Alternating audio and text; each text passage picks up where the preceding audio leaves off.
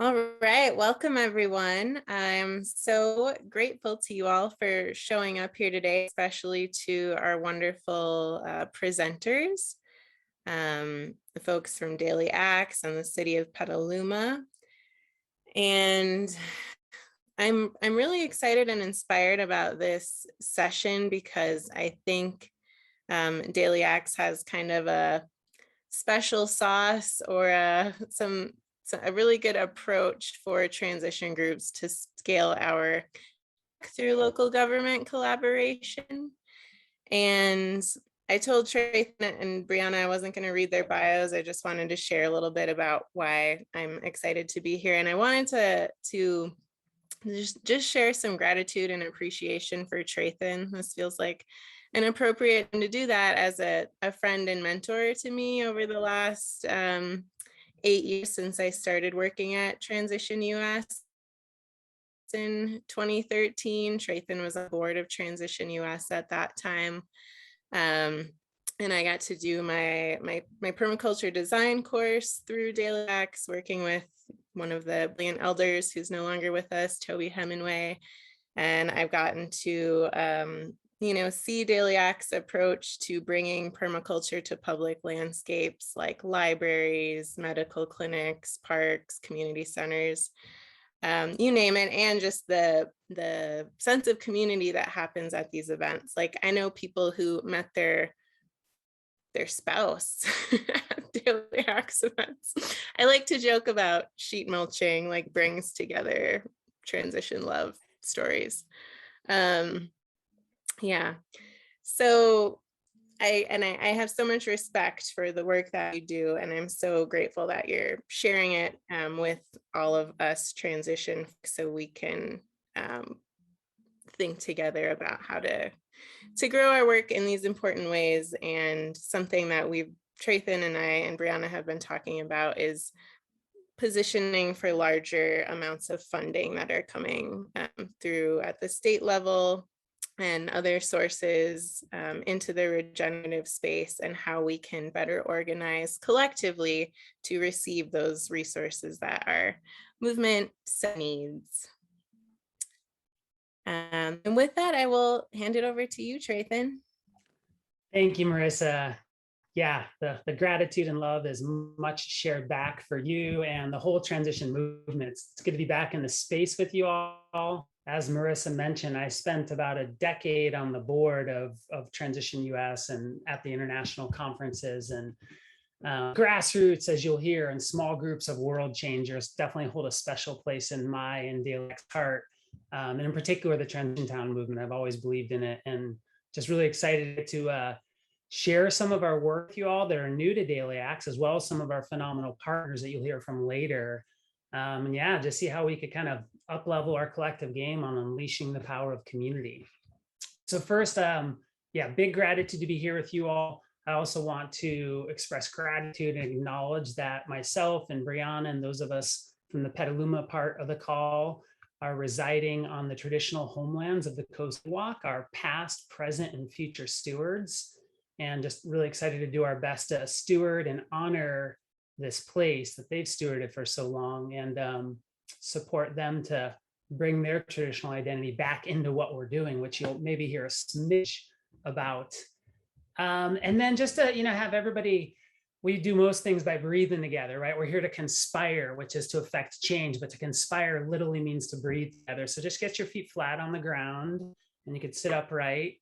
And if you feel comfortable, either close or lower your eyes, whatever feels best. And just take a nice, steady, settling breath. Breathe in through your nose. And then do a long, slow, deep exhale down through your body. This activates your parasympathetic nervous system and helps us be more grounded and present so we could think and act better together. And then just bring your attention to someone or something you're grateful for.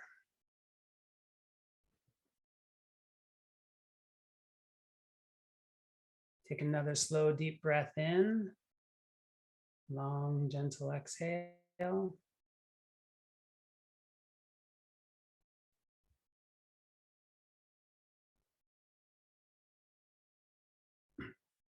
Then when you're ready, open your eyes. Gratitude practices are so important. Biologically, for survival, we are literally wired to focus on the negative. And that's great that that's how we're built, but we could rewire our wiring by doing things like simple gratitude practices. And we're all oriented that way. So it's just an important, steady practice to focus mind where we want to focus it, because how we focus our mind literally changes how our brain works, which changes the rest of our body and our lives. And this could be really powerful in your life, but also in small groups of world changers trying to do a lot.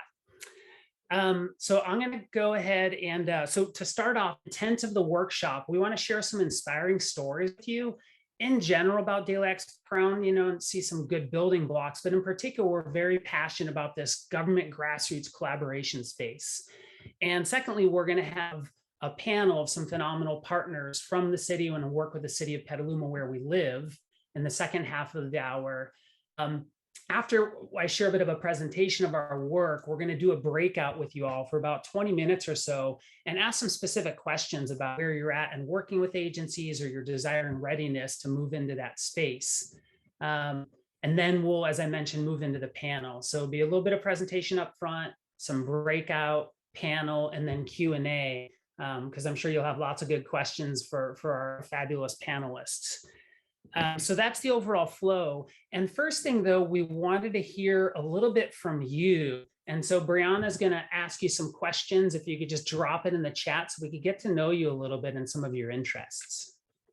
Awesome. Thanks, Trayvon. And yeah, I'm really delighted and excited to be here with you all today. And like Trayvon mentioned, we want to just get a sense of who's here in the workshop. So if you all could go ahead and let us know via the chat where you're from and what group you're with. And we're particularly interested to know if you are all volunteers or if you have some paid staff working with you. Awesome. All right, Seattle. Western Australia. Love the power of Zoom. I know, I was like, there's nothing like a national conference going international. Awesome. All right. And if folks are able to also just give a sense of, where are you at with your government collaborations? Are you currently partnering with your limit, or are you hoping to be? If you are partnering, let us know how you're doing that. What capacity? Is it education programs, engagement? What are you up to?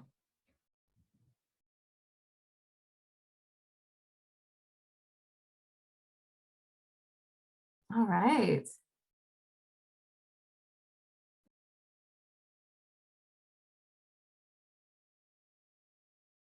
Okay, good. So working with commissions and advisory boards, that's good. I'm seeing zoning ordinances, education. Okay, so infiltrating at all different levels. Well done. We'll see that in the panel. It's a very important key stepstone for us. And then, we just kind of want to get a sense. This is something Marissa was saying. We've been talking with them for a while about we gotta figure out how to talk about our special sauce. We got to figure out how to get more people engaged in this government and grassroots collaboration. And so in thinking about this workshop and designing it, we have our ideas of what we want to share with you all, but we'd love to hear, what are your needs in this space? What are you hoping to gain from this workshop? And we will do our best to try to answer some of that.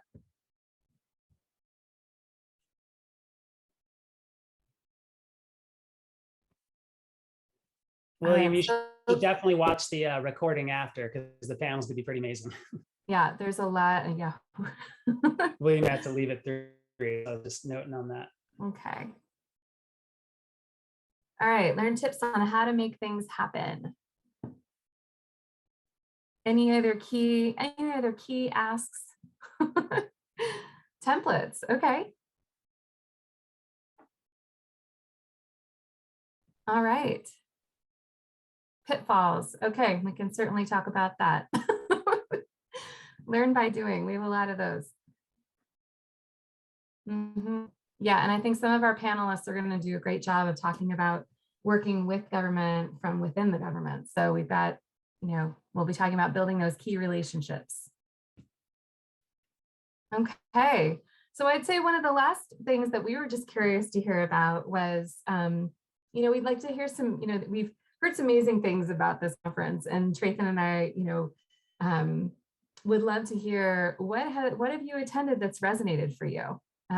We'd just like to get a sense of what's up for you, and what may have been resonating or inspiring that you've seen or heard about so far.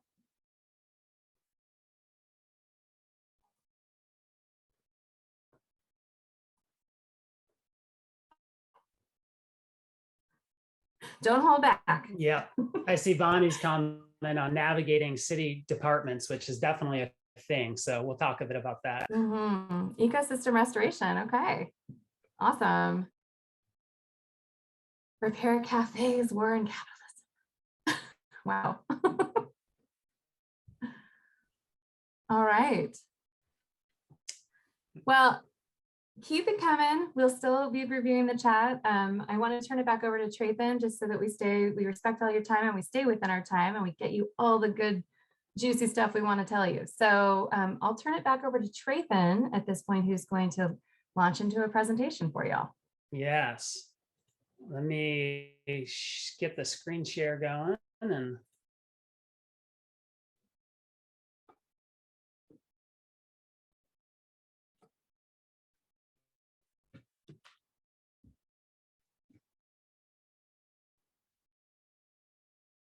all right, can everybody see that okay?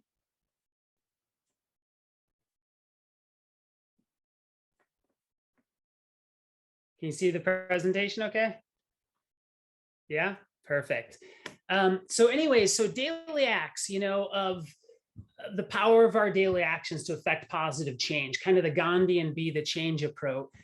And about 25 years ago, which even then it was kind of an overwhelming state of our people and planetary challenges. And as I was waking up to that and just sort of crushed and overwhelmed by it, I started to get exposed to these people who just had a different look in their eyes, and they're more engaged, and they were full of passion and purpose, even though I don't even think I knew what purpose was at the time, but they're regenerating farms and forests and gardens. And I was just thinking, like, wow, they're aware of these problems, but they're not kind of overwhelmed or sidetracked by it. They're doing this phenomenal work. And so I started to think of, rather than just feeling really bad about what's going on and feeling disempowered, what if, even given this overwhelming scale of large crises, we could affect transformation through the power of through small daily actions, small groups of change makers like Margaret Mead wrote about, and even small gardens. And so that really kicked off the founding of Daily Acts around this belief that, well, let's try it out. Maybe we can transform our lives, our neighborhoods, our communities, and beyond through the power of our actions, through the power of small groups, through the power of small gardens even. And so our mission is around inspiring transformative action. And these are our core values and operating principles, and they're really important. It's always Meg Wheatley that I know Transition has partnered with, going back to your identity when things are sideways. And so starting with our heart, letting our heart break, and also following our inspiration, reclaiming the only power we have, that of our actions. And as Freetop Capra has written, nature sustains the web of life by creating and nurturing community. Life is about relationships. So if we're starting with our heart and we're reclaiming the power of our actions, and then we're focusing on nurturing community, it's just felt like through time, that has been a pretty infallible approach, both personally and then moving into organizations and coalitions. And when we do those things, we can better persevere with joy, even through difficulty, and continue to be able to have the grit to sustain and to focus in on our purpose and our path and doing this vital work in the world, rather than just getting thrown off by endless bad things happening.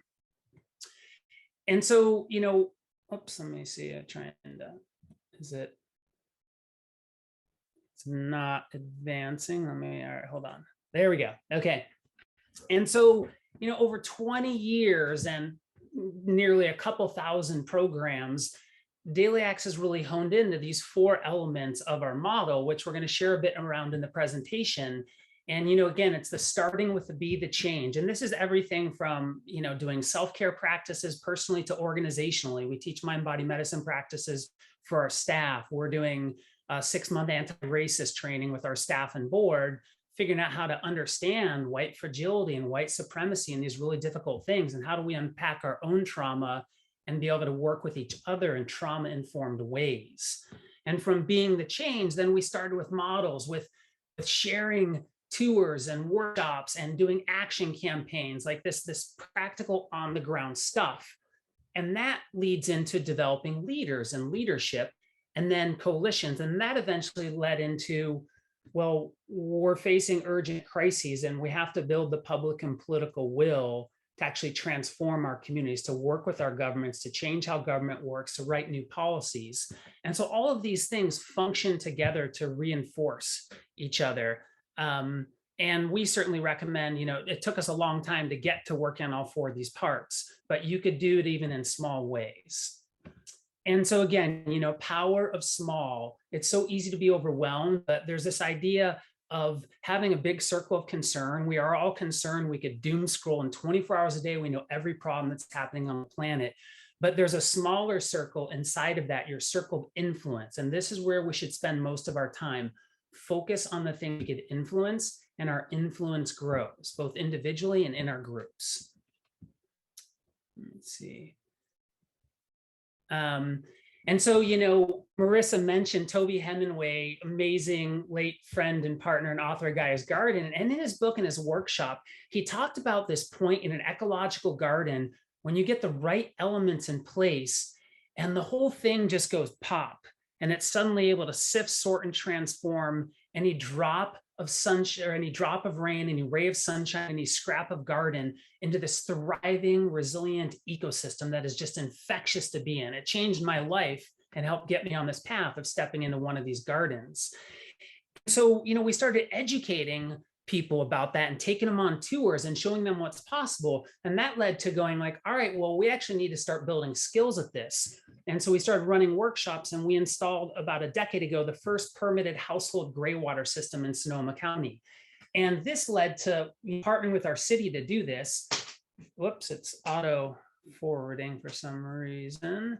And so this led going from one gray water system to working with a local coalition to helping shift California state policy, to then coming back and partnering with Gray Water Action in our cities and doing 5 gray water systems in our neighborhood in a day, and 13 in 2 cities in a weekend, and then 100 gray water system challenge. And so this idea of, again, taking small solutions to scale from 1 gray water system to 100 gray water system to a state policy that promotes small solutions. And then we did the same thing with food gardens. We partnered with our city to create the first public food forest in Northern California. And at that time, cities were promoting ripping out turf and taking it to the landfill to save water. So you're ripping out 500 to 1,000 years worth of soil, and then it becomes more greenhouse gas emissions in the landfill versus like, well, why not sheet mulch the lawn like the way nature does, and dig bioswales and put in catchment and grow food, medicine, habitat, beauty, and skill up our community while we're doing it. And it has so many benefits in addition to saving water. And a garden isn't just a garden, right? Because in a garden, you learn nature's operating instructions for eco-design and eco-literacy. And it could literally rewire how we think and act, how our cities perform, city programs and policies even. So then we went from one garden to a bigger garden in another city, and then an even bigger garden, transforming the Petaluma City Hall landscape in a single day with a couple other organizations, our city, hundreds of volunteers. And it was the largest day of climate action, 350.org's first big mobilization. And we saved the city 1 million gallons of water a year, $60,000 in installation costs, growing food, medicine, habitat, beauty, empowering people. And all the while, we're partnering with businesses and we're partnering with government, and we're starting small, and then we're getting a win. And then we're adding more partners and getting a bigger win, and add more partners and get a bigger win. And so this led to working with our city and helping them create a new civic incentive program to change a policy around how money moved, which led to the city giving out free resources to sheet mulch. This is an old number from like a decade ago, of 500 lawns. Rather than ripping out the soil and going to the landfill, they're building soil the way nature does. And this started saving our community over 20 million gallons of water every year, as well as supporting local businesses. And so then we went from that to, a few months after installing these first food forests and gardens, because the problems keep on getting bigger. And so get a win, get a bigger win, more partners, more fun, up your game.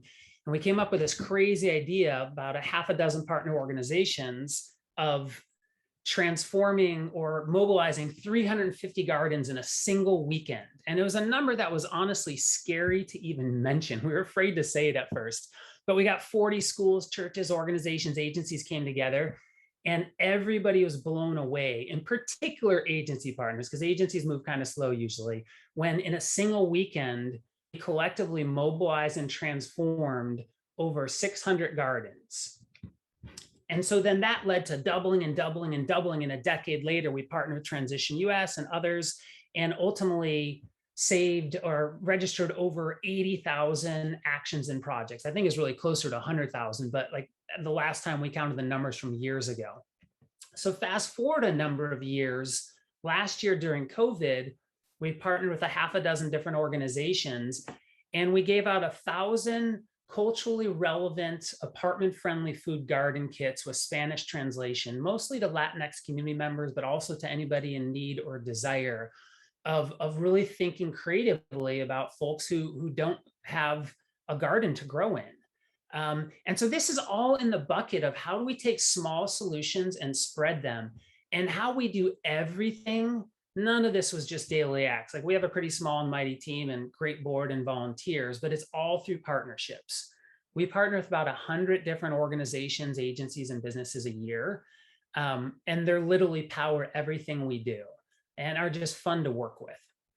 And so the second bucket, starting be the change and then moving to solutions and models, and then building leadership capacity, try and stop this automatic forwarding, but is around strengthening going leaders. As Otto Scharmer writes about, if we want to change complex systems like communities, we have to change the awareness of the people and the leaders in those systems. And so a number of years ago, Daily Acts was approached by the Leadership Institute to bring its program and network into our organization. And we brought in this 10-month leadership program and then retrofitted it. Last year, we brought in the Eco to School Youth Climate Program from the Climate Center.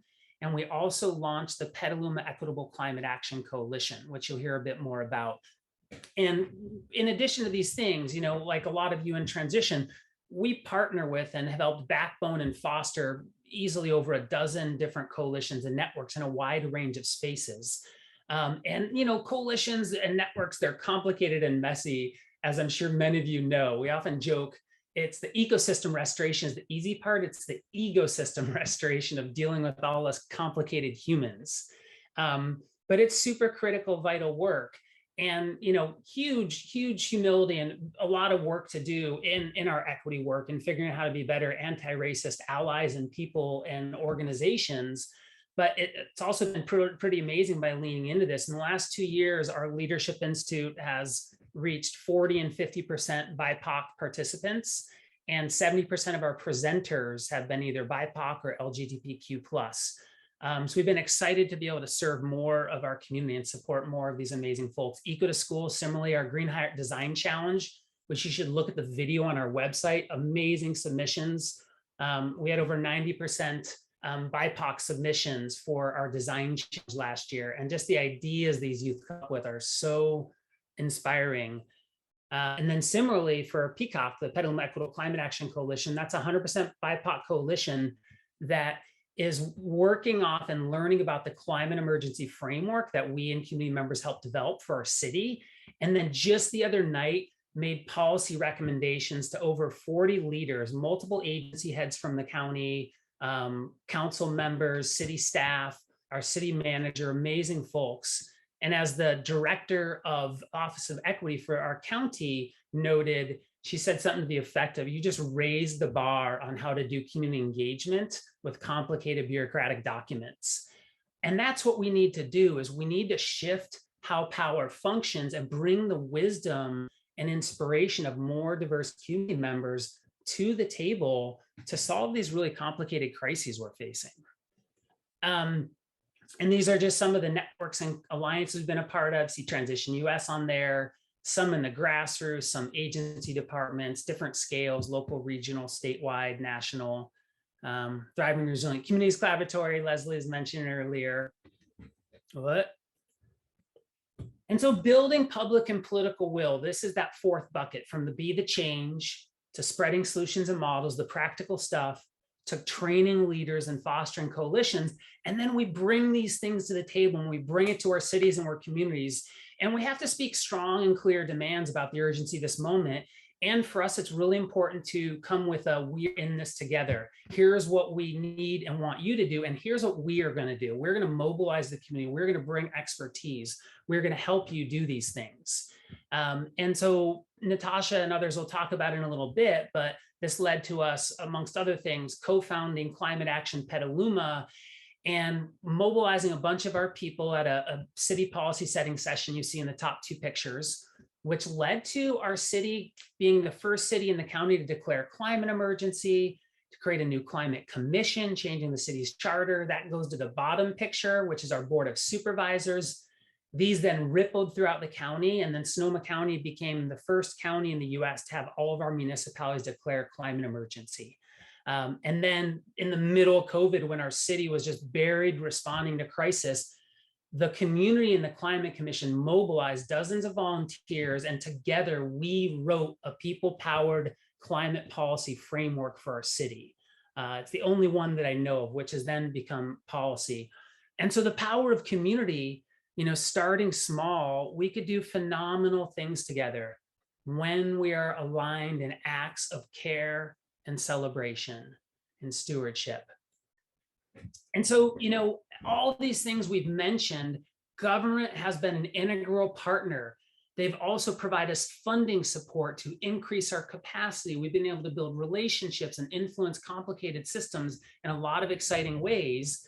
And they've been excited to partner with us. And, just noting, it's good to look at what some of the challenges we face in the grassroots are and what the challenges government faces and how these things can fit together, right? A lot of our strengths can counterbalance and support the weaknesses and the challenges of government, with being slow moving, bureaucratic, siloed, sometimes having a bad rap in the community.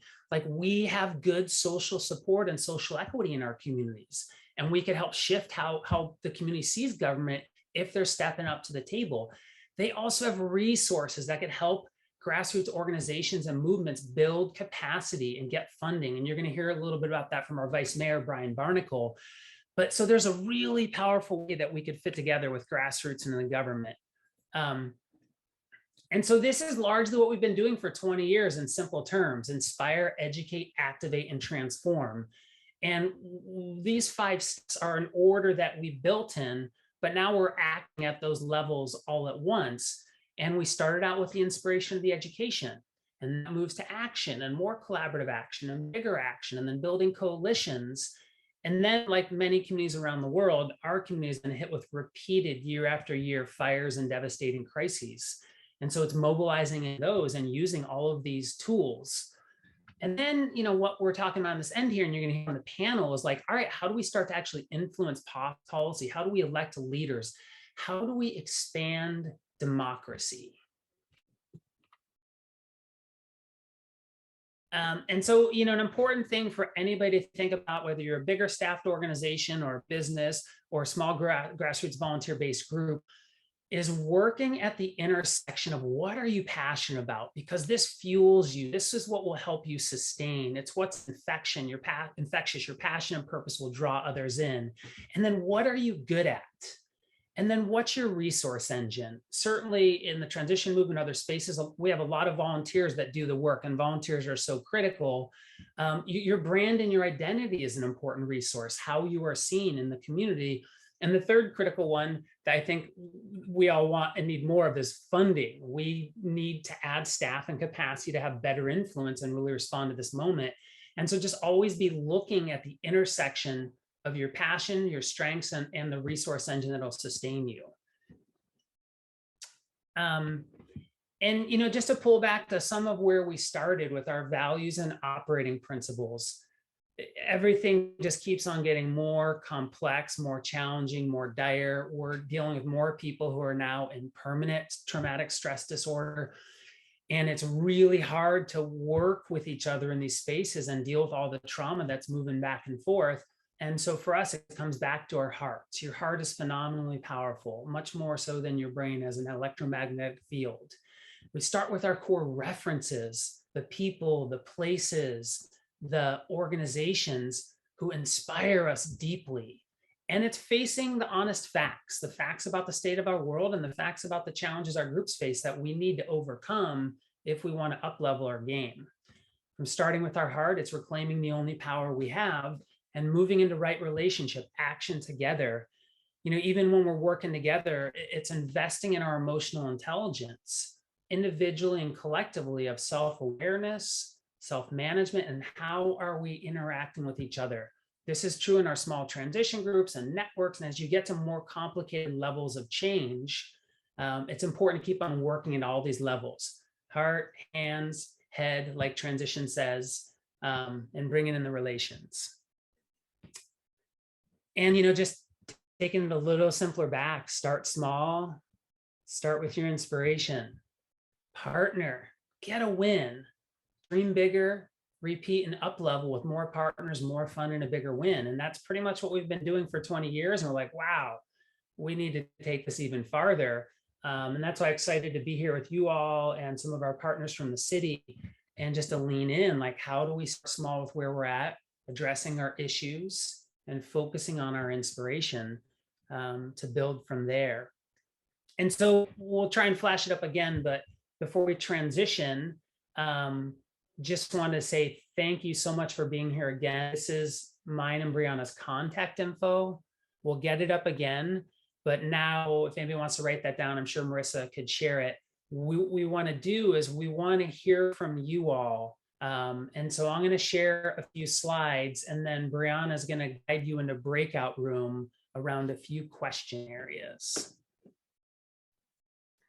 Great. Thank you, Trayvon, for that inspiring presentation. It doesn't matter how many times I see it or in what version I see it. And I'm grateful right now that I'm not crying. So there you go.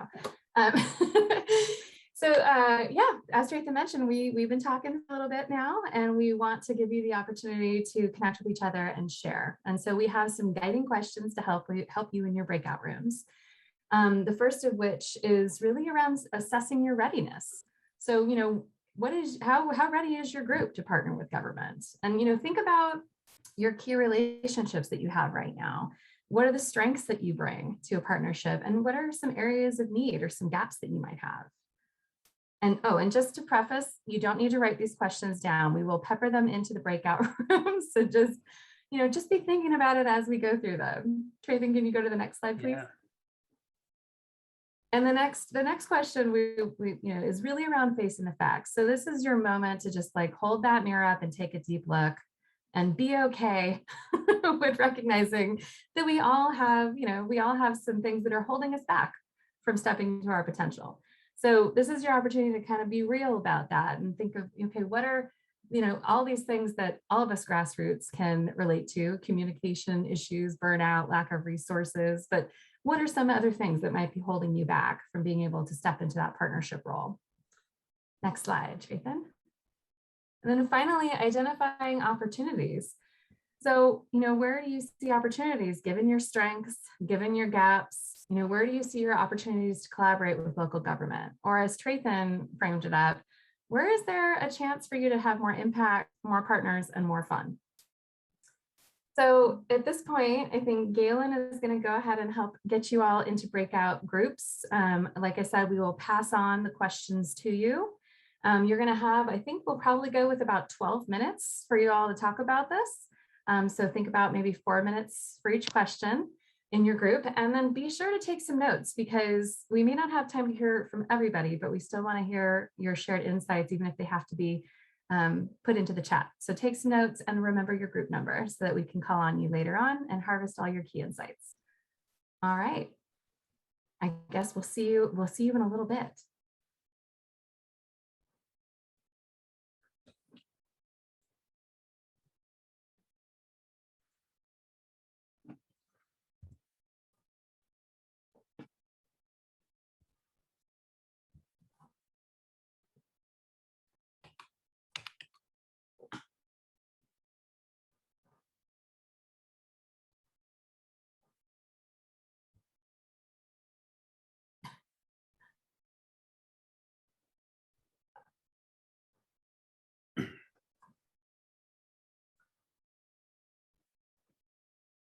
Well, welcome back, everyone. Welcome back, everyone. I hope you all enjoyed some fruitful conversation and were able to share out amongst yourselves. So, we have about, roughly around 10 minutes to kind of hear back from the groups, any key insights that you had. I know we meant to have it be at least 15 minutes mark, but, darn it, we're just a little behind. So we will have about 10 minutes to share out from the groups. And as I mentioned, I think we have 11 breakout groups. So it's quite a lot of sharing out. So if you can keep, go ahead and keep your key insights as concise as possible, that'd be great. And if you don't get called on, please be sure to go ahead and share some of your insights in the chat, because I know we would all benefit from them. So let's hear, how about we hear from group number 9. If you have any key insights to share about your readiness, your obstacles, or your opportunities. Anyone from group 9? Do folks remember groups? No. All right, well, well then why don't, oh, sorry, someone I ran don't out. remember my group, I'm sorry. That's okay, Lisa, you've got the mic. Give us something. It was fantastic. It was so exciting. Unfortunately, I spoke too much. But there were a lot of things that we wanted to share, and yeah, look, I think most of us are doing the best we can within, like we're following the sorts of things that you talked about. And the challenges are different for us because we've got different sized towns. One of the ladies didn't have a group. That was interesting. So more than anything, I think we shared, the 2 people that had groups, we shared what we were doing that was working and not working with the lady that is starting out. It was just a range of things, which I'm sure will be covered. So someone else go. Thank you, Lisa. Would anybody else like to share? Maybe we can raise our hands. Okay, how about Rua? Yeah, it was too short. 2 of us really shared, 2 didn't get to. But 2 of us didn't have groups, and I just, and one has been trying for a while, and one is kind of figuring out how to find that. And I just want to shout out for Sunday, the regional breakout groups, that's an opportunity to find some people in the region where you are to start the conversation if you don't have a group. I think that's all the time I'm going to take right now, but struggles, some successes. Thank you, Rua. Anyone else like to share? Shakti? Yeah, first of all, Trathan, I want to say how it was to see all that change in Petaluma, because that was my home before I moved here. So, and I was the weirdo with the organic garden that no one understood. So yay. We talked again, too short, but we talked about how a lot of our communities in my group are filled with retired people. And there tends to be a element of even more wanting to keep things the same because they just arrived, at retirement, and they're ready to have that phase of life. And so changing things is not, a desired in the near future. So we discussed a little bit how to have conversation. One of the things that I loved about all of these circles that we've been having is the incredible stories that come out. And to me, it feels like the stories are such a powerful catch. That's sort of what humans thrive on, is story. And so I invite everybody. We've been having multiple meetings to try and come up with a database, share our stories and our learning from all of these experiments that we've been holding for all these years all over the planet. And so please contact me if that's something that you're interested in so that we can really cross-pollinate each other and not keep making the same mistakes over and over again, but also that we can share the wins and that we do so in a bioregional way. So it really makes. I love that. I love that. And we've been around for over 20 years and we're still like, we need to put more case studies out there. We need more case stories. We need to be able to like, talk about what we're doing in a more succinct way. Does anyone else have anything they'd like to share? Okay, I see Cindy Jane. Yeah, so I'm with Local 2020 in Port Townsend, Jefferson County, as I see Suzanne Jones as well. Our subgroup, I had someone from Vashon Island, not too far away, and he talked about the need for a visioning to coalesce a group. There wasn't a group per se, but to coalesce the different folks around in different groups into a common vision to move forward. I was sharing that I think one of the challenges, we collaborate well in many ways with local government, but we also have groups that are trying to push harder on advocacy and the challenge of balancing that, right? Of having good relationships, but being able to push when there's not enough action. So I'd love to hear more on that as we go forward today. That's wonderful. Yeah, I have a feeling we'll be able to cover some of that from our panel later, right after this. I'm seeing Rita, something to share? Okay, yes. I'm in a little different situation. I'm like Shaktari, I think. I'm thinking of moving into a retirement community of about 400 people. And I've got so many exciting ideas about it that it's like my head's exploding with creative ideas, and I want to scare the heck out of these people.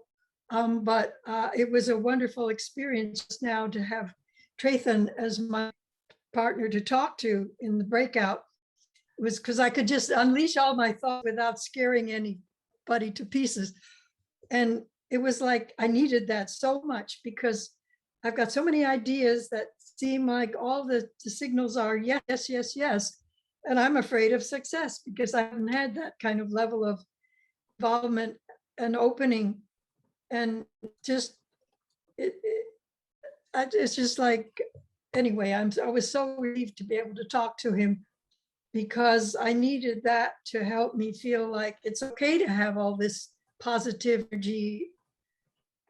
And many things that he did say also pointed the way to move forward by listening to where I'm going and the people there and plugging into what matters to them as my way forward, and feed them like I'm feeding a little creature I want to have grow up. I don't want to smother it too quickly, but I see so many yeses. I've never seen that many yeses in anything I've ever done.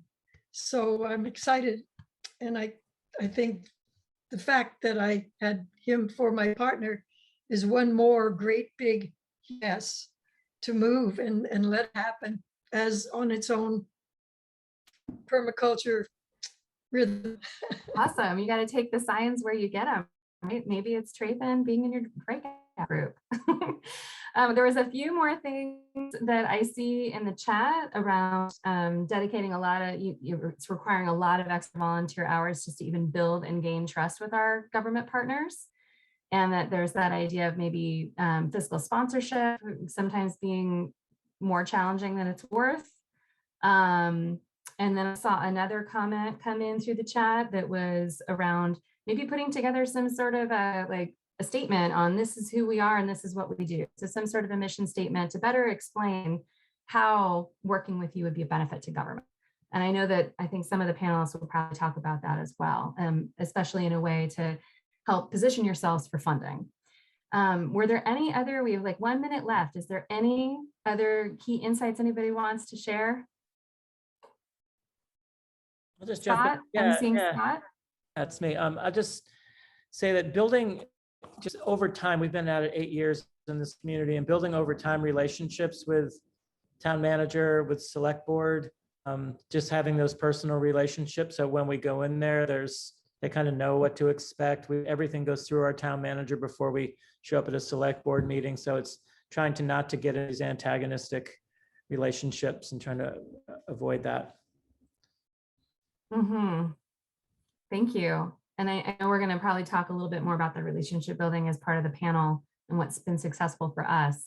Marissa, final question from you. I just wanted to share an opportunity that I'm really excited about is around stewardship of public lands. That's one of the reasons I'm so excited about this partnership with Daily Acts. It feels like a thing a lot of our groups are well placed to do, tending land, and the land is often neglected. And that is a way to, deal with the urban heat island effect and heal hydrological cycles and things like that. Oh, and the other thing is just make it easy for local government to say yes. That's something that I've learned is like, what are they already trying to accomplish, and how, like you said, what are the benefits of working with us? How can we frame what we're bringing to you in a way that makes it very easy for you to say yes, including bringing a whole lot of people with, because we're all going to go to the pub afterward and get a beer after we all show up to the city council meeting and say, yes, this is what we want. Agreed, Marissa. That's yeah, I think it's definitely a combination of all of those things. And I think, just looking at the slide from the presentation previously that Trayton had up around strengths and weaknesses of government and grassroots, right? And so how can we position ourselves to bring our strengths to the government where they are sorely lacking, and kind of build on that through, consistency in programming, and then you gain that trust and you can build from there.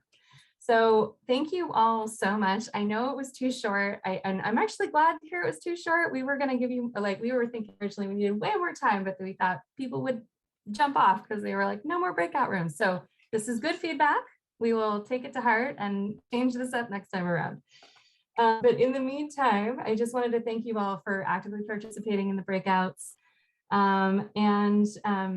I hope you gained some inspiration from each other, along with some next steps that you can start taking to help you build your capacity. We're going to go ahead and kind of transition to our panel now.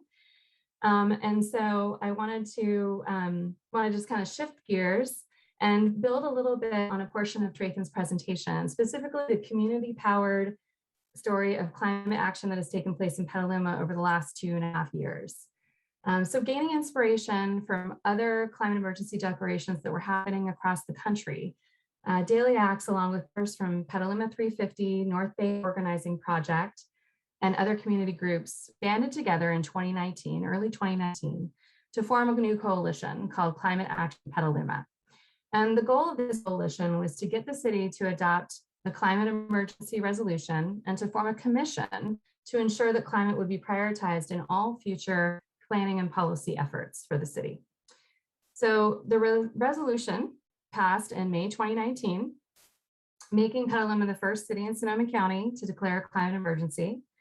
And then the Climate Action Commission, also a first in the county, was created in August of 2019. And they were tasked with the development of a climate emergency framework, which was adopted in January of 2021. So as you can imagine, that's a very brief high-level overview, and Trayton also gave some of the inspiring, little tidbits of that story as well, but there is so much more to this story. And we are fortunate today to have a panel of amazing community members who played an active role working both within the government and in partnership with the government to help prioritize equitable climate action in our city.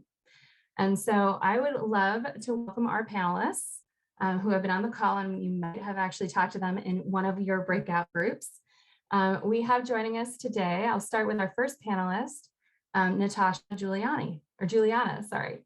And Natasha is an architect who is committed to strengthening community and mitigating climate change through her volunteer work and operation of her award-winning co-worker space at Petaluma.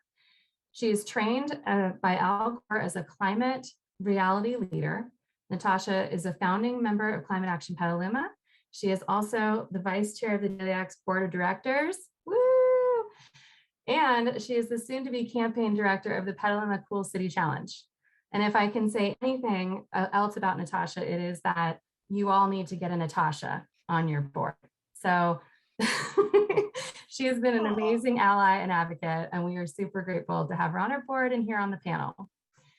So Natasha, you are obviously an active community member working to address climate change.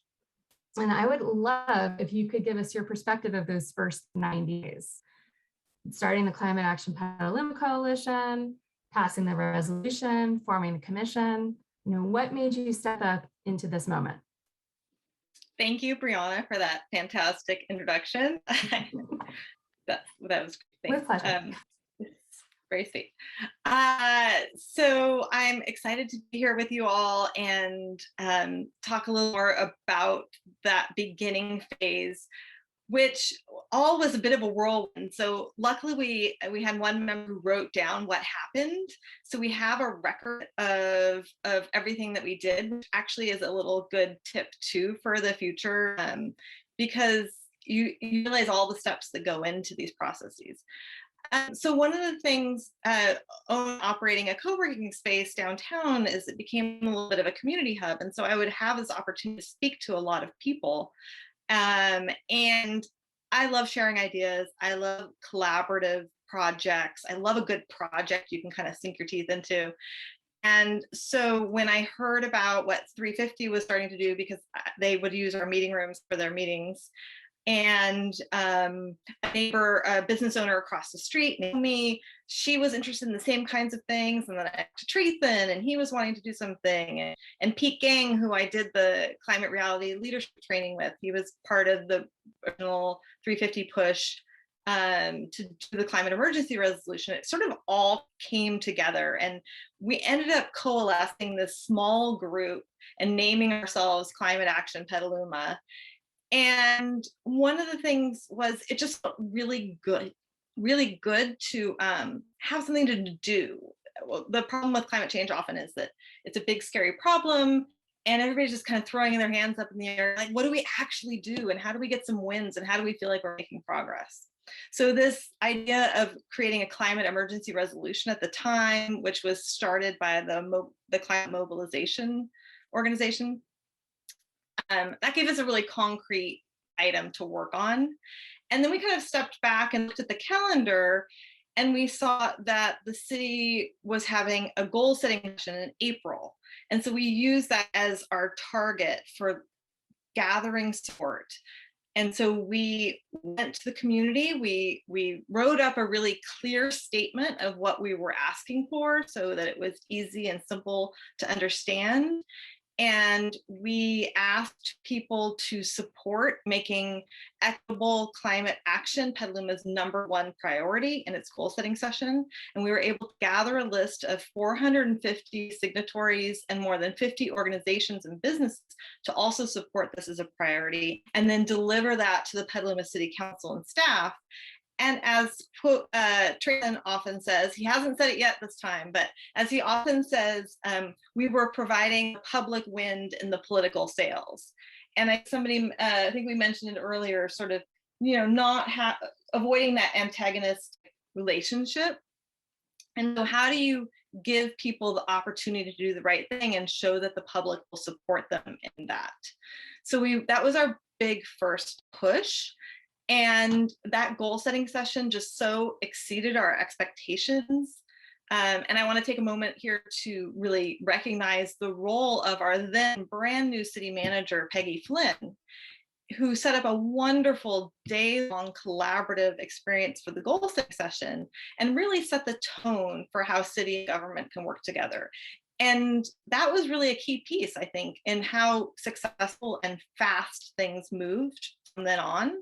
So during the course of that one day, the public raised our concern about climate-related issues, and every single council member went on to comment on the importance of and urgency of addressing climate change and gave specific examples of immediate action. And we were actually pretty surprised by that. Like, it was such a quick change, and it was really clear that we had reached a tipping point there. And it was like a month later, the Petaluma City Council unanimously passed the climate emergency resolution. So we never expected it to go that fast. We thought this would be a long, arduous experience. So that was very exciting.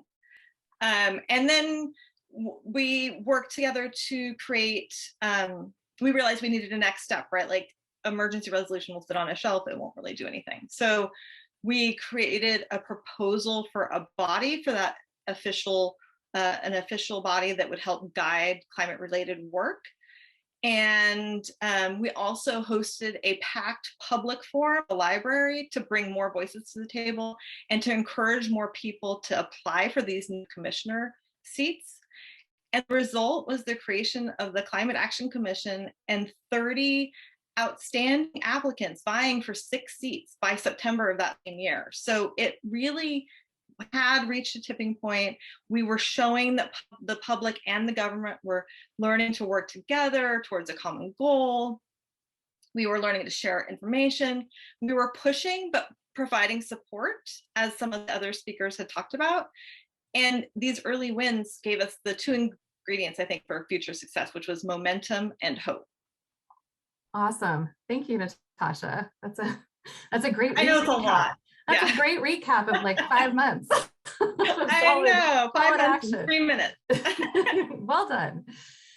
Well, thank you so much. I want to now welcome our second panelist, Jean Gurr. And so Jean is a trial paralegal at the California Civil Rights Law Group and serves as a Climate Action Commissioner for the city of Petaluma.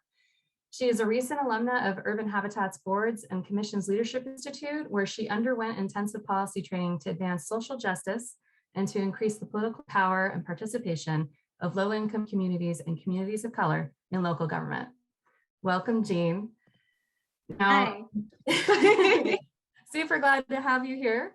And I think this is great to kind of pick up where Natasha left off and talk about the Climate Commission a bit. So you were not always planning to apply to be a Climate Action Commissioner. I would love to hear if you could, just tell us a little bit of why you decided to step into this role and some of the lessons that you learned during your time as a commissioner. Yeah, so that is, hi everyone, I'm Jean. Yeah, that is totally correct. I was not planning to apply to serve on the commission. So essentially what Natasha was just talking about was this public event, which is how I found out about the commission. So it honestly was that one day I just checked my email. I was forwarded an event that was talking about equitable climate solutions in the city. And I had no idea a commission was formed. I just went because I wanted to learn what the city was doing and how I could support, essentially. So I got there and I had no clue. I had no clue the intention was to spread the word about the commission and to get people to apply.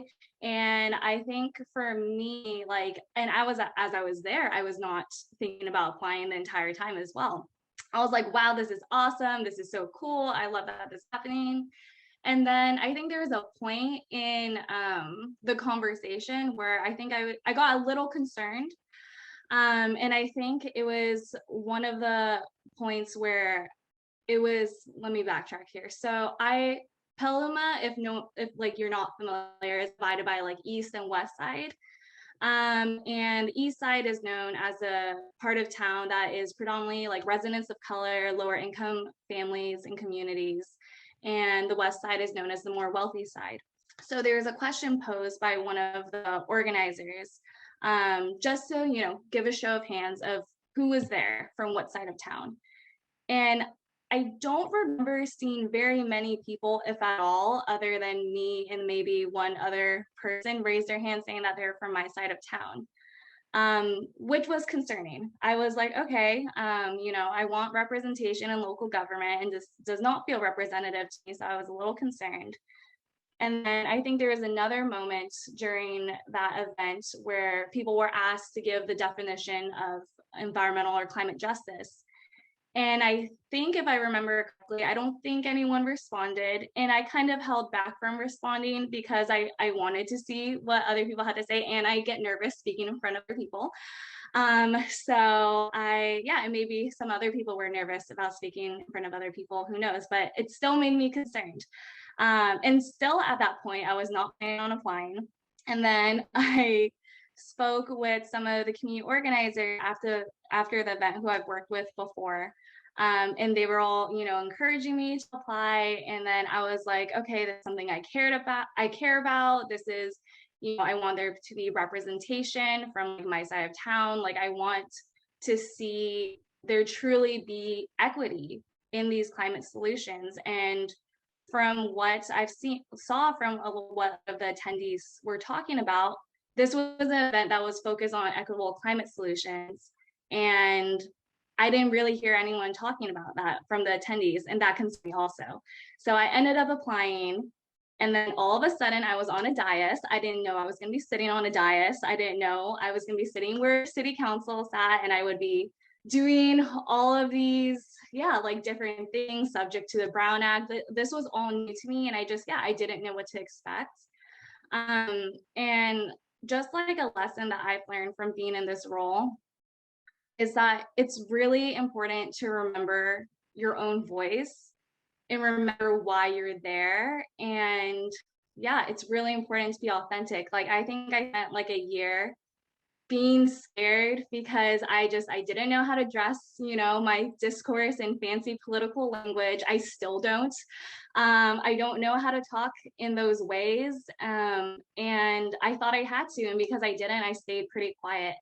But then I realized, by holding back, I was like, undermining my own value. I was undermining, so much about myself and forgetting why I was chosen to sit on this, on this body.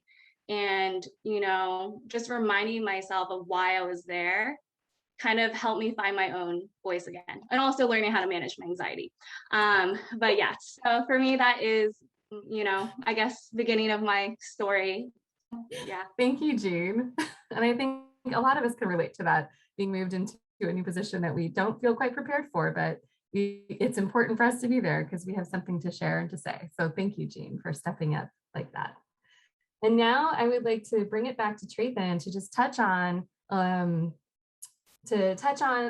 climate emergency framework, which is what the commission was tasked in producing. So Trayvon, tell us in your own words, what did it really take to get that document together?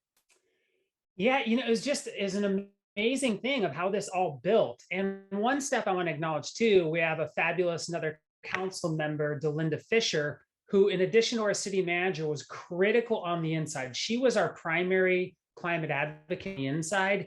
And just as Marissa, she went through our 6-month permaculture design course, and she's a former Daily Act staff, and she went through our leadership institute. So she came from the grassroots. So now we had someone on council who's driving from the inside with good city supporters who thinks and acts like us. So I want to just shout out to Linda. And what is when we imagine when you have more transition people on council, it changes how the conversation happens. And so, as building from win to win, really, just when COVID was hitting and we were all in chaos and the city was responding with everything and they were fully slammed, the newly formed commission and a bunch of us volunteers and partners in Climate Action Petaluma and other groups, like we can't let off the gas. And so we literally self-organized dozens of amazing community volunteers and created this 50-page climate emergency framework over a couple of months. And, all the usual herding cats and all that kind of thing. And it had to be cleaned up a lot before it is passed by the city council. But this was created 100% by the community and the Climate Commission, which were community volunteers that were now appointed. And so it had a bunch of the stuff in it that are not in most city documents around equity, around consumption-based emissions, around carbon sequestration. It really makes a difference, like Jean was saying, when we get our voices into this, and none of us are policymakers or know how to speak government politics and that, but you step into the space and you recognize, wow, we still have important things to contribute. Awesome. Thank you, Trayvon. And so succinct too. I want to hear from you. All right. So now I would like to introduce our final panelist, Mr. Brian Barnacles, who is our Vice Mayor of the City of Petaluma. So Brian is a strategy consultant in the climate and clean energy space, a city council member, a land use enthusiast, and an activist at heart. Now on the inside of his local government, the majority of Brian's experience working with state and local government is from the outside, helping them seek and implement grants. Welcome, Brian.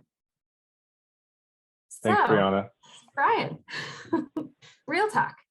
As a concerned and engaged resident of Petaluma, someone who showed up for, council meeting after council meeting to try and help influence city policy.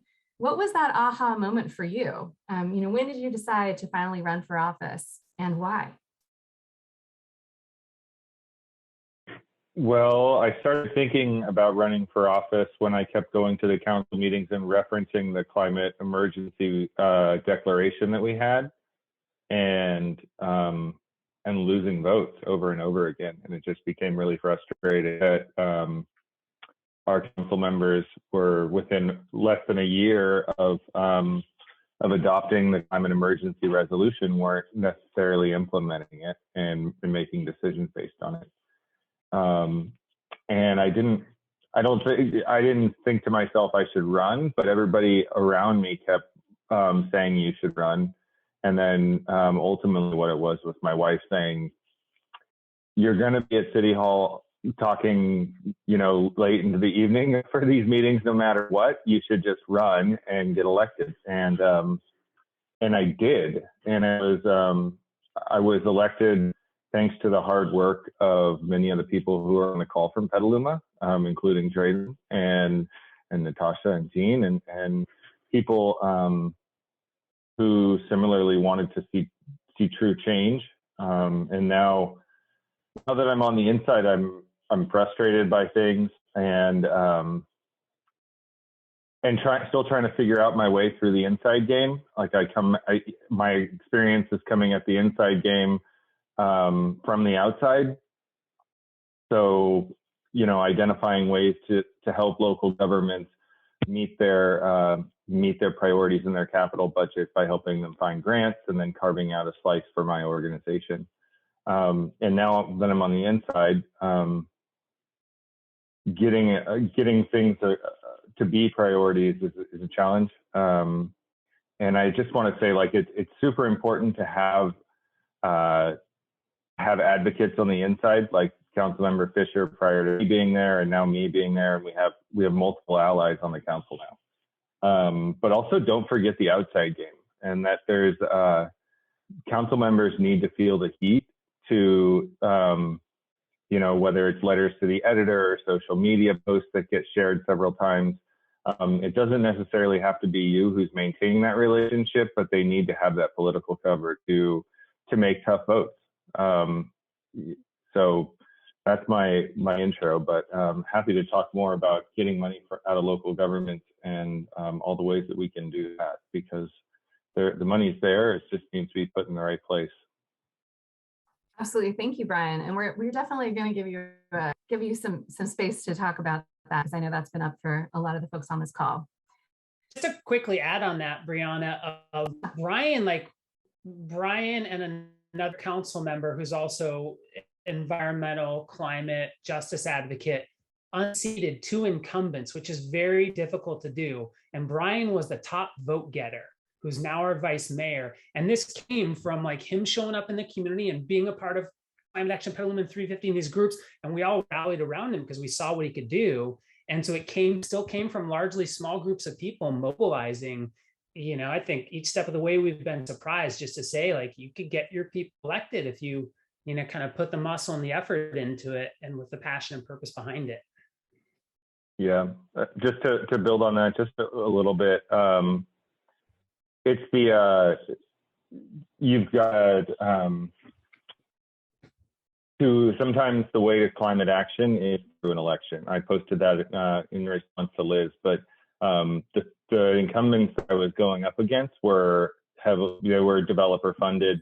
They never saw a project that they didn't like. And one of the most, I'm not anti-housing. I'm not an NIMBY at all. And I really resent that brand. But, building in floodplains, building in wetlands, things like that, it doesn't matter whether you're conservative or the most liberal person.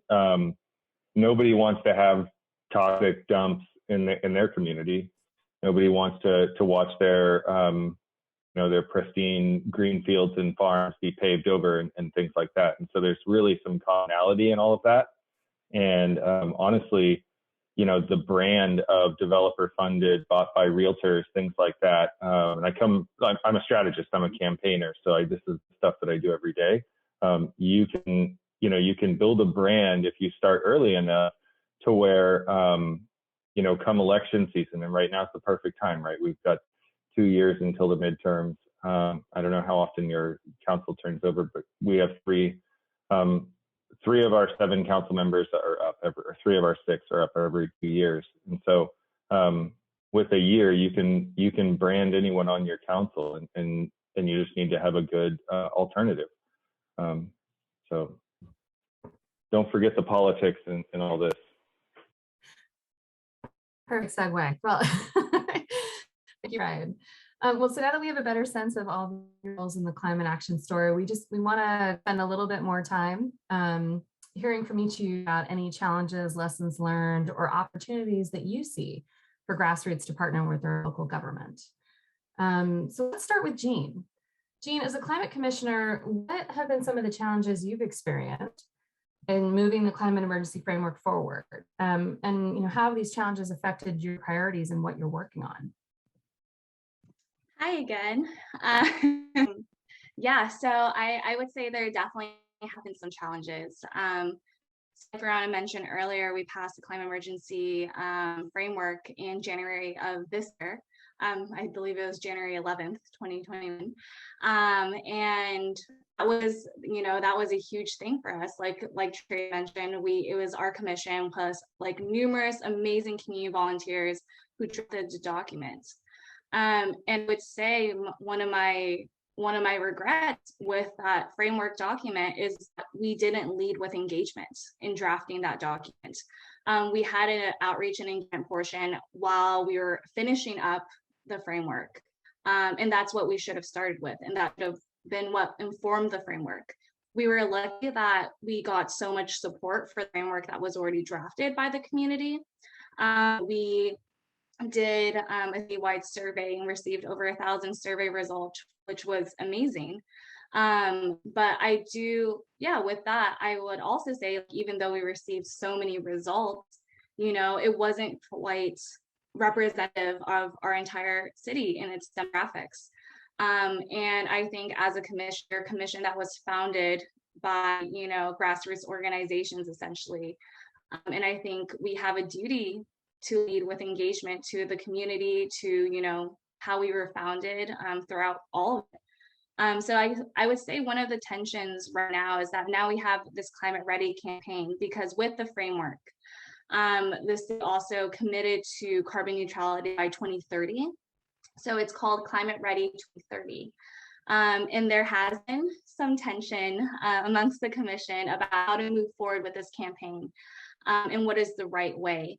And I think, when on the commission, there seems to be this tension between, I would actually, for me, okay, so let me backtrack a little bit here. So I would say there is this perceived tension between doing deep engagement and decarbonizing and prioritizing that. But I actually see them as not separate. I see deep engagement as the way for us to have meaningful decarbonization. And I think, there is such urgency with this. There's so much urgency, and there's a lot of anxiety and frustration in wanting to see action being done. And there has been pushback on wanting to do community engagement, on wanting to work with community groups, and wanting to do this work. And for me, I don't believe that we will have meaningful carbonization. I don't think it would be meaningful with leading with the community and having those ongoing conversations and deep engagement work. So that is one of the tensions we have right now. And I think that is a lesson learned from the framework.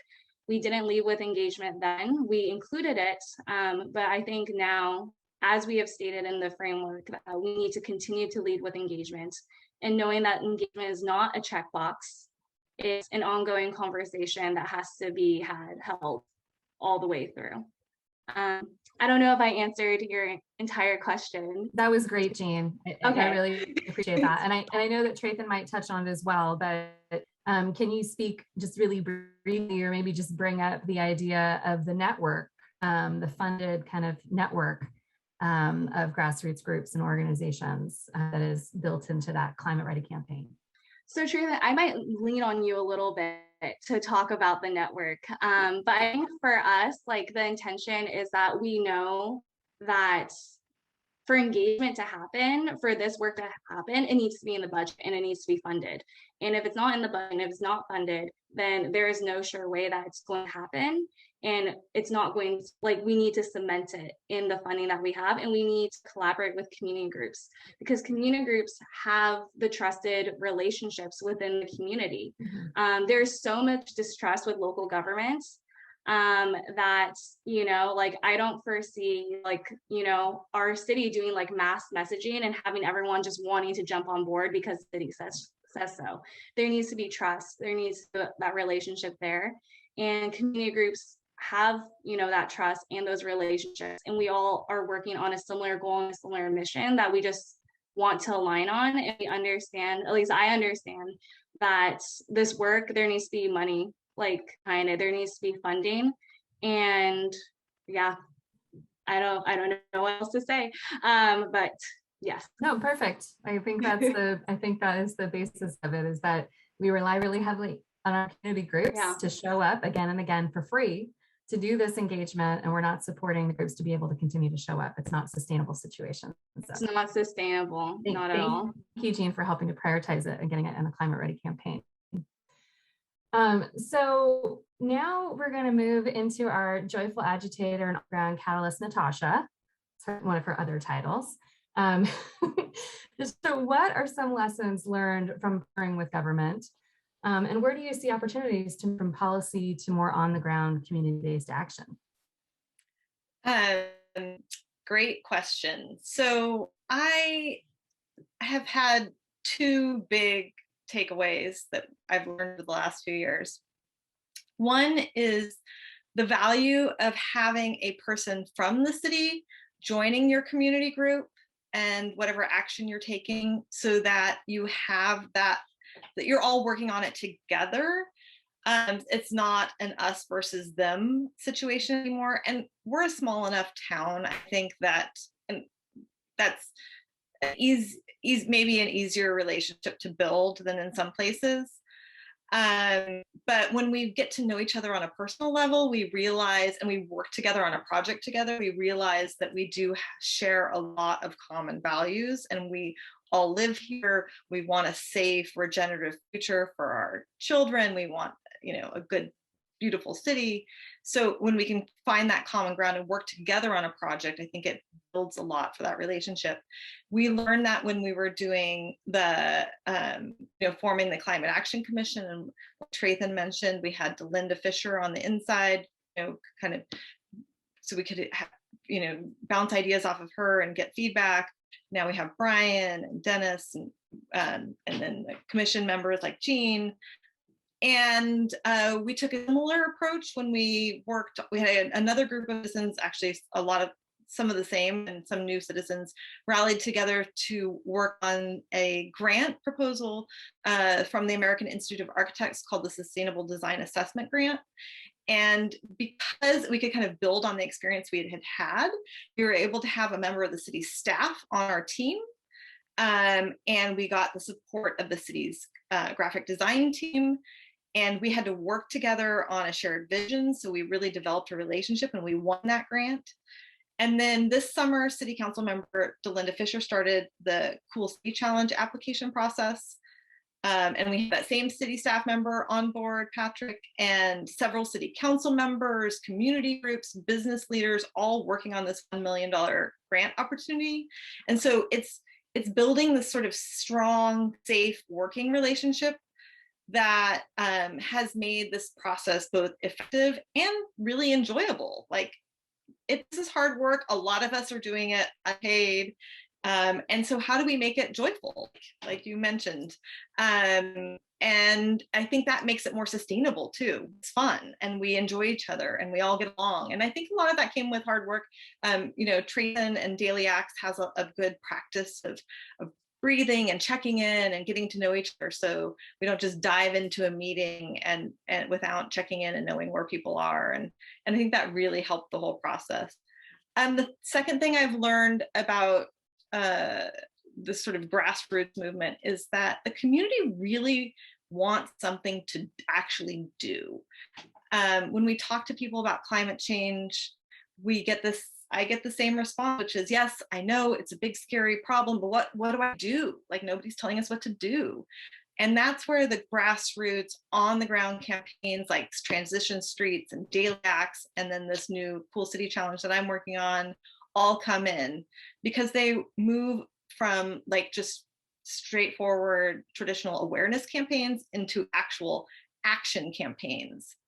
And I think that educating people on the danger, not on the danger of climate change anymore, but taking the next step, which is what do we actually do to build this new reality, which is exactly what Transition US is about, right? Like, how do we move towards these shared goals?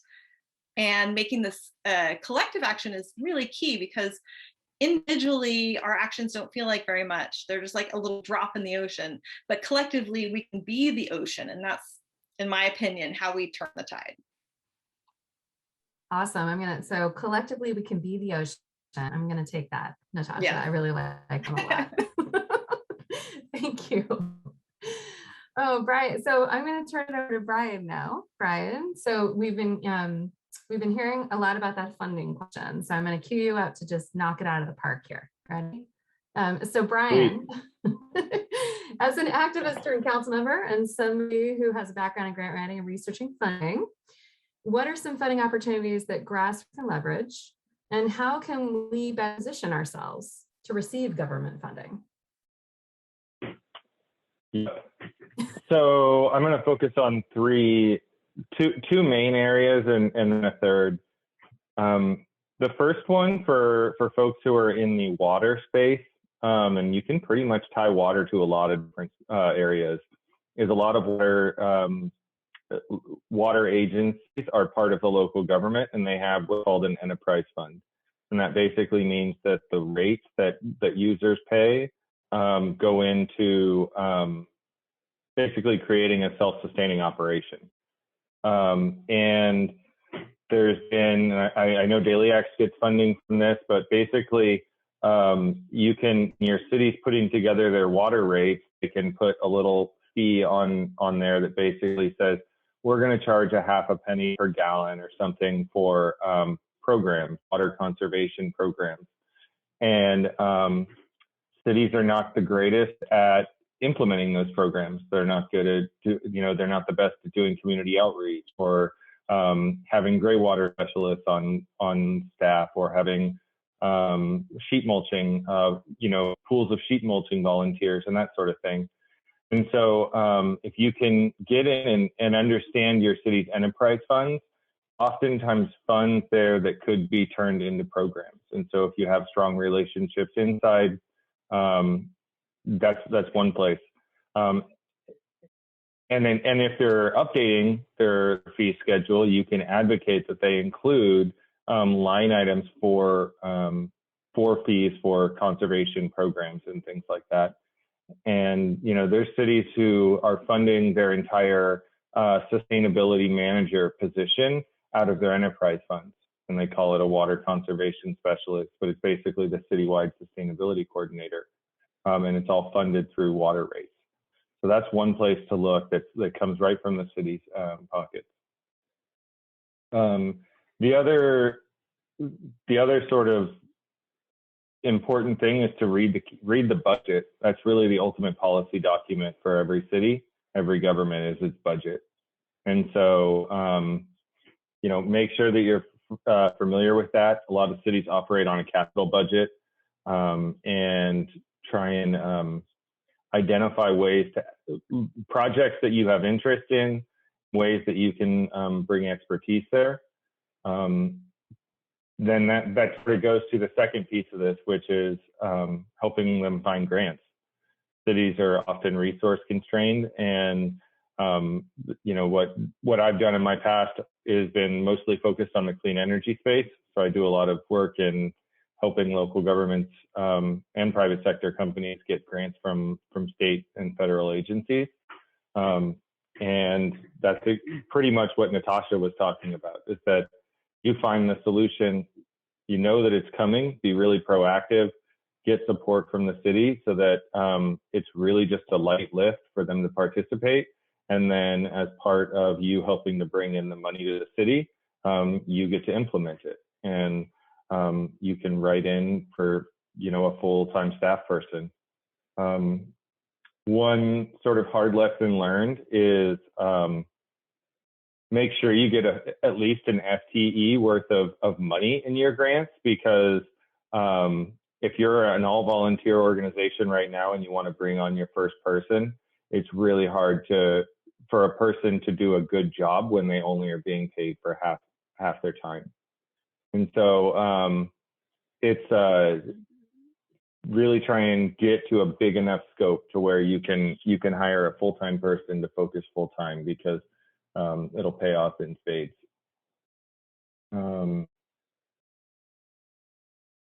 Yeah, I'm just thinking other things. We talked about community gardens.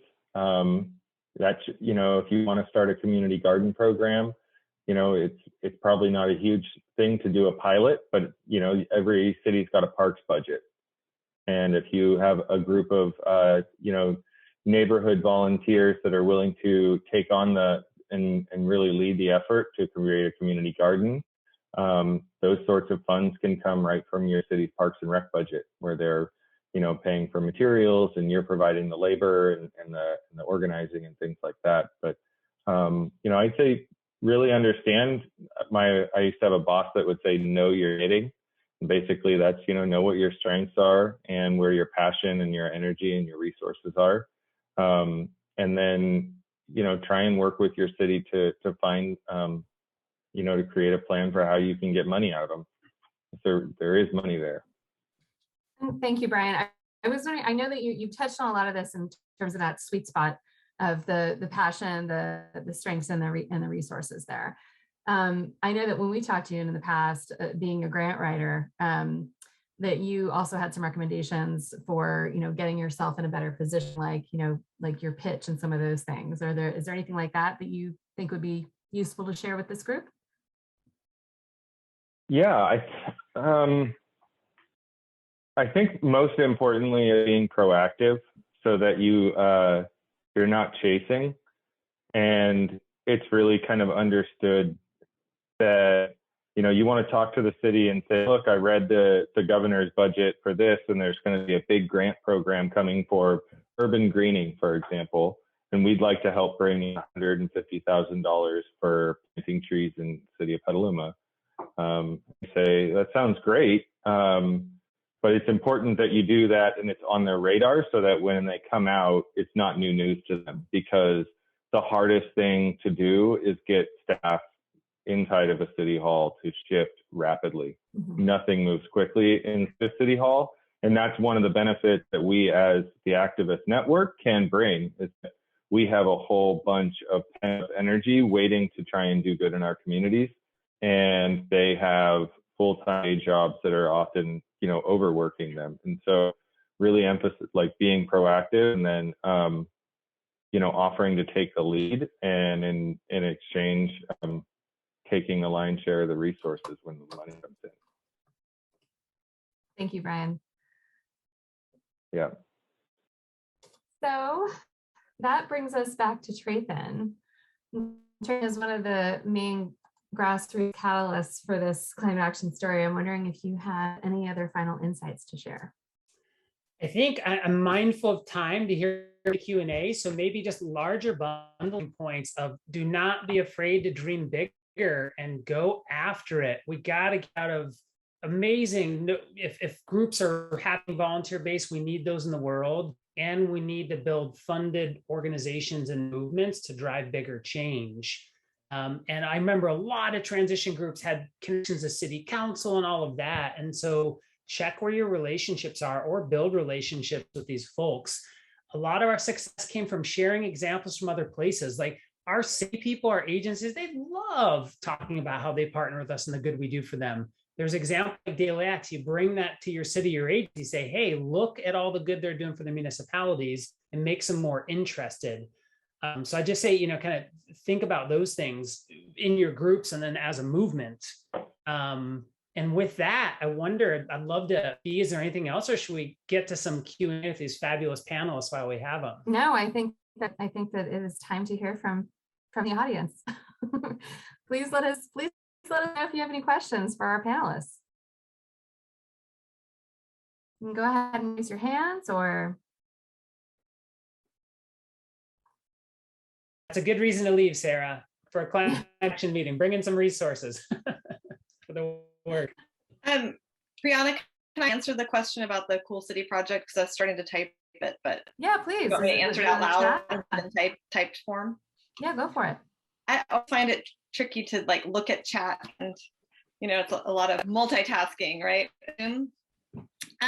So the Cool City Challenge was an opportunity that we found this summer, and it's very, very similar to Transition Street. So a lot of very exciting similarities.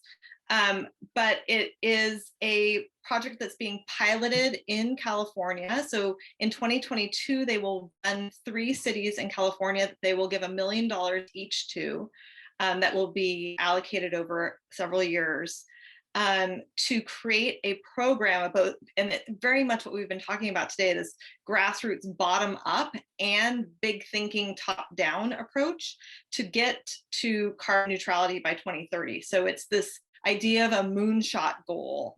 And what Trayton was just saying about dreaming big is part of their philosophy is that big moonshot thinking actually gets people more excited. It seems big and scary, but it can be more energizing than small incremental changes.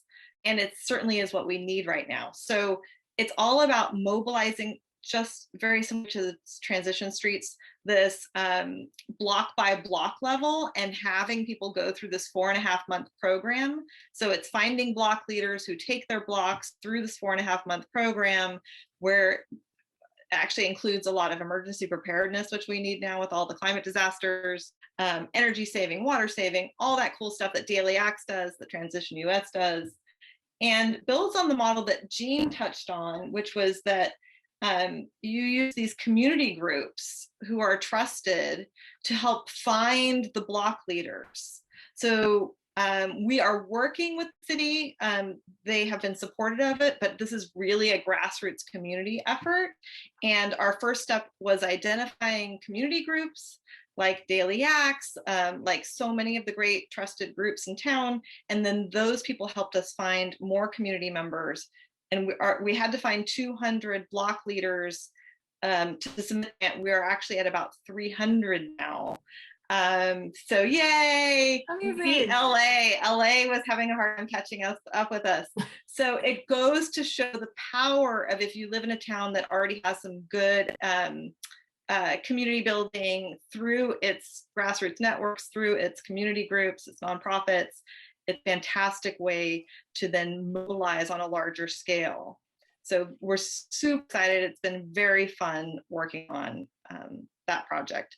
And then the top down part is this sort of big thinking, big picture policy, finance, community engagement. Like, how do we do this 10x moonshot strategizing for all the things we're going to need to do? And those are more sort of volunteer design teams. But the exciting thing about this project is that they are funding staff, understand the power of staff, which keeps coming up. And so maybe if Transition could partner with the Empowerment Institute or look at it, but having money on the table, bigger money, it's amazing how it mobilized our community. And Cindy Jane asked a question about, oh, great. If anybody wants to take a peek at that and take a stab. Yeah, I was thinking, Brian, you might have, Brian, you might want to answer this question. What advice do you have for partnering with cities, counties? Oops, not that one. Hold on. What is the best way to push for more action in government while being collaborative? Is it showing up at council meetings or petitions, letters to the editor, others? Yeah, I was just writing a response to that actually in the chat, so I'm happy to take it. I think you have to stay in the know about what's happening on your city council agenda if you want to be taken seriously. But it doesn't need to be you. If you can, if you have a team, you can be doing that. Beyond that, I'm a huge fan of letters to the editor. It's, our local paper goes out to, I think, 5,000 households. And so a letter to the editor talking about something in a good light can, you know, basically put your message in front of 5,000 households in your city. And the one thing I'll say is that I would be willing to bet that 100% of city council members read the local paper front to back every week. And so you can get that out there. And to the extent that you have a consistent message in your local paper, this goes to Liz's comment about the developers owning their city council and things like that. Like a consistent presence in your local paper, I think is crucial. On things like Nextdoor and understanding how the algorithms work on things like Nextdoor can be really valuable to getting the word out. And petitions, when the time is right, I think petitions make a strong statement. But really, it's you also to make a big impact and make a big splash, you've got to have, there has to be a focus too. So pick an issue, whether it's a project you don't like. You know, I think in Petaluma, there was a few issues, a couple of projects. One was a floodplain development project. One was building single family homes right at a train station. And the other one was spending $80,000 to give every single one of our police officers, sworn and unsworn, their own military grade semi-automatic rifle right at the start of the pandemic. When people were worried about losing their homes and things, we were arming our police officers. And then right after that, George Floyd happened, right? So you got to pick your issues and then build from those and not let those things go silent if you want to be taken seriously. Thank you, Brian. Just to touch on a couple of the other comments in there that Brian's actually been organizing around, to Leslie's question, you know, in California, and this is true in a lot of our municipalities, like climate is impacting every corner of the earth, and there is massive amounts of money moving into this. If we are not positioned to get the money and do the work and have all the players at the table, we won't. There's about near $300 million coming into climate dollars from the California budget coming into communities. And so Brian was talking about organizing a lot of the grassroots groups to look at going after different pots of money and working together with the city. And so beyond getting a grant, like how could you organize? And if your agencies, community engagement equity is important in state documents and that. And so like, if you're coming to the table saying, hey, let's help your city or our county get some money, they're going to be pretty happy to hear about that from you all. It looks like Jean has a comment in this territory too. Yeah, I just wanted to add on to that about collaborating with local government and more action. I think what Brian mentioned at the start of our meeting, the inside outside strategy is really effective. I think even just like submitting like public comment or getting your organization to like gather everyone to submit a public comment on a certain issue, like I think that can be really effective, and identifying allies on whatever body you're trying to connect with and really strengthening those relationships. Like honestly, like just like me personally speaking, like going to grab a cup of coffee with someone and having that conversation is like, it changes so much. Like, and I think, yeah, like building those personal relationships, public comments, identifying allies, yeah, and even just inviting someone to your organization's meeting. Say, this is something that we are talking about in our meeting. We would love to have you here and engage with you here. So it's like, I think the conversation should be two ways, right? It's like going to public meetings, but also inviting public leaders and government leaders to your meetings. I mean, like, this is what we care about, right? And just, yeah, I think that's, in my opinion, a great way to build collaboration and relationships. Thank you, Jean. We have a couple of great questions in the chat, and we only have about 5 minutes. So I'm curious, do we want to what we feel like we want to tackle right now? We've got stories about equity and justice. How are we building that into our work? I think we should talk about Peacock a little more. Yeah, we could. It was so great. I was looking for the video to drop in. Yeah, a number of those questions of finding common ground to Marissa's questions around equity and justice, and Bonnie's on how do we work across difference to organize. Because we made the priority call not for climate action, but for equitable climate action, that brought different constituents to the table. And we had a justice organizing group from the beginning, and doing the community forum where Jean decided to go for the commission. So did Kylea Frederick, who's a Black First Nations just climate justice organizer, and she wasn't going to run either. And so 1/3 of our commission became women of color because they were called by the community calling for equity and climate. And so finding common ground in the things we're going after is an important way to build alignment. And also, there's a lot of work to be done, but just having them on the commission, us out there, like equity is in every single question, every step of our climate framework, even if there's not answers. All right, how do we do it in mitigation? How do we do it in sequestration? And so there's more work to go, but like a conversation that was not happening not that long ago is in the middle of the conversation that has changed the compass of our community. Peacock, do you want to, Brianna? I know Natasha mentioned Peacock. Did you want to share a bit about that? Yeah, I mean, I think Peacock came about because of the recognition. So Daily Acts was, which is our Petaluma Equitable Climate Action Coalition. And it came about because of the recognition when Daily Acts was collaborating or working with the climate commissioners on doing community engagement around the climate emergency framework. There was this recognition that we weren't reaching a diverse cross-section of our population in Petaluma. There was, we did a lot of outreach, but again, it's all about the relationships that you have and the trust that you have that will get people to show up, right? So we ended up applying for a grant, and the grant was, it was only for $25,000, which we definitely spent, but the majority of the money actually went back out into the community, and basically in the form of stipends, and we also for the coalition participants, and we also brought in an equity consultant, a person of color, to help us form the basically design this 6-month training program. And there was about 8 courses to it. They were 2 hours long. We did a lot of active recruitment through the relationships that we held within the community to bring in BIPOC representation of our community. And basically, we ended through the course of these, 6 or 8 training sessions.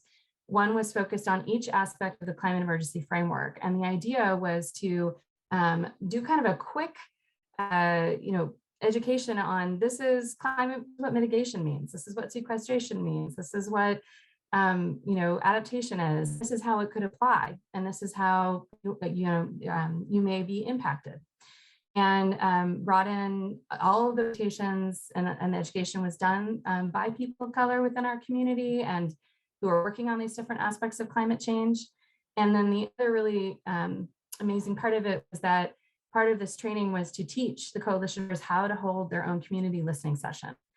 And so we're not only educating folks on the issues in our community that might be impacting them, but we're also helping them, get feedback from the community members that we can then use to inform the climate emergency framework.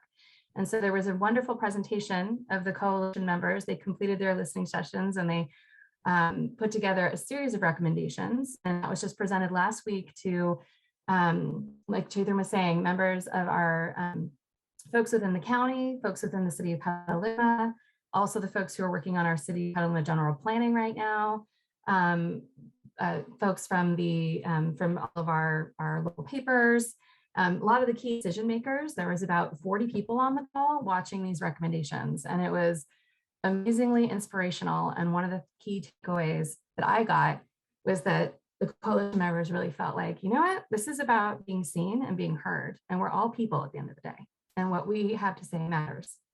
And I thought, I see I'm getting teared up. Whew, this is going to happen eventually.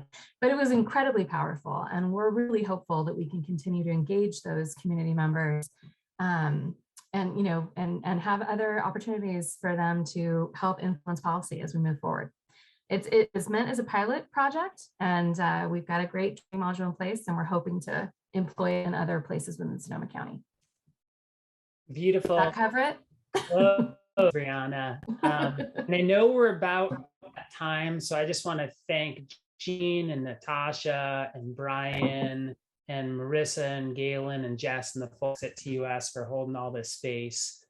And all of you, thank you for showing up. And I meant to mention, intent-wise, one of our intents, we get asked a lot of how could other communities do this? How could agencies do this? And so, like I said, working on toolkits and a book and things, but please let us know, send us messages, reach out through Marissa and folks. Resonated, what do you want more of?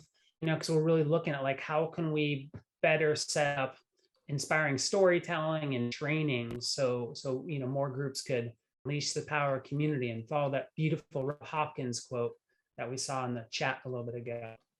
And thank you, Brianna, for awesome facilitation job. Thank you all so much. It was so wonderful to be here and to be able to talk about this work with you all. Yes, thank you, Traythan, Brianna, Natasha, Jean, Brian. I know how busy you all are. We really, really appreciate this. You gave us so much richness. I'm so glad it's recorded because we'll be returning back to this again and again, I'm sure. And I'm hoping it's just the beginning because there's so much work to be done. Thank you. Thank you for having us. It was really fun. Everyone. Yeah.